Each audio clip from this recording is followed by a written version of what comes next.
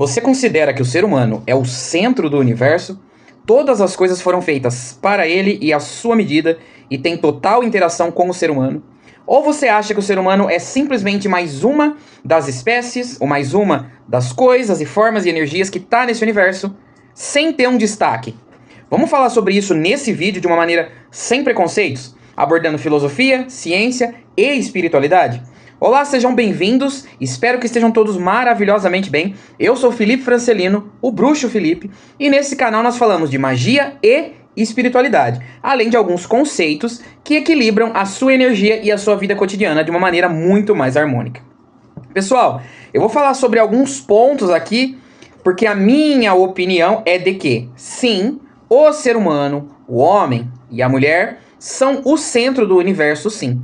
E sem essa nossa espécie, o universo não faria sentido. É claro que eu não tenho certeza absoluta de 100% que eu estou certo, mas eu vou abordar aqui alguns argumentos que corroboram para esse meu pensamento. Fiquem à vontade para criticar, xingar, deixar comentários, falar tudo o que vocês quiserem. Inclusive, chamar outros amigos para o debate, mandar isso no grupo da família, mandar isso no grupo do trabalho, em debate, em palestra. Fiquem à vontade para explorar o tema, tá certo? Então vamos lá.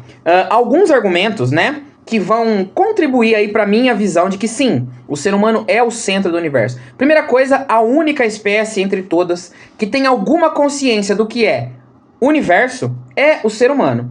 Se nós formos pensar nos animais, eles têm sim uma interação clara com outras espécies, embora prefiram sempre a sua. Tem uma interação clara, sim, com os minerais, com o planeta, com os ciclos de mudanças da Terra em si, mas não vai além disso. Eles não têm, por exemplo, a curiosidade ou o conhecimento de que fora do planeta exista algo como um Sol, uma Lua, estrelas, outros planetas, outras galáxias, elementos diferentes, possíveis formas de vida, possíveis substâncias. Não faz nenhum sentido para eles. Inclusive, um cachorro que vive aqui no Brasil não faz a menor ideia de que exista um outro cachorro vivendo lá no Japão. Passou ali do território dele, o mundo não existe mais. O mundo dos animais é muito pequeno. As plantas em si até vão um pouco mais além. As plantas estão interconectadas pelo ar, pela água, por debaixo da terra. Muitas plantas formam colônias distantes entre si pelas raízes e pela terra, e até se comunicam sim pelo ar e entendem que dentro de uma floresta imensa existe uma ligação entre outras formas de planta, outras árvores. A abrangência da conexão das árvores é maior. Entretanto, a forma de vida delas é ainda mais simples. Elas não se movimentam, não têm vontades ou desejos, porque os animais têm sim os instintos, né? Principalmente de fome ou de sobrevivência, medo, prazer, raiva. As árvores menos ainda, embora sua abrangência de contato seja maior. Passou ali daquele espaço, daquele território, numa floresta, um bosque ou o bosque vizinho, saiu do país, saiu do continente, não há mais interação além daquilo que os próprios fenômenos naturais trazem. Então, a noção de que existe um extraterritório, um extrasocial, um extraplanetário, somente cabe aos humanos. Esse é o primeiro dos argumentos, ok? Um argumento muito interessante que vai ao encontro do que diz o nosso canal é a visão teológica das coisas. Em muitos escritos antigos, e principalmente a própria Bíblia, embora eu não queira enfatizar que a Bíblia é a maior fonte de verdade, mas outros textos semelhantes vão apontar que Deus, né, causa primeira das coisas, inteligência maior, mesmo alterando o seu nome, chamando de Deus, universo, inteligência superior, Pai celestial, Alá, Jeová, seja qual for o nome aí que vai ser adotado por correntes ou filosofias ou religiões, criou o ser humano baseado em sua imagem e semelhança.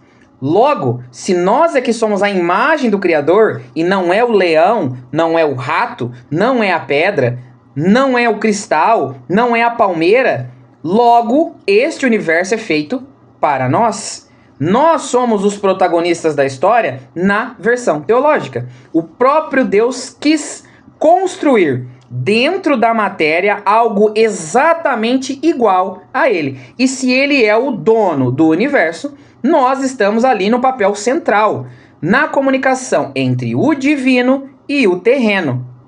O homem é o que está no centro. Então, esse é um segundo ponto aí que colabora com a nossa visão. O primeiro é a noção de existência de universo.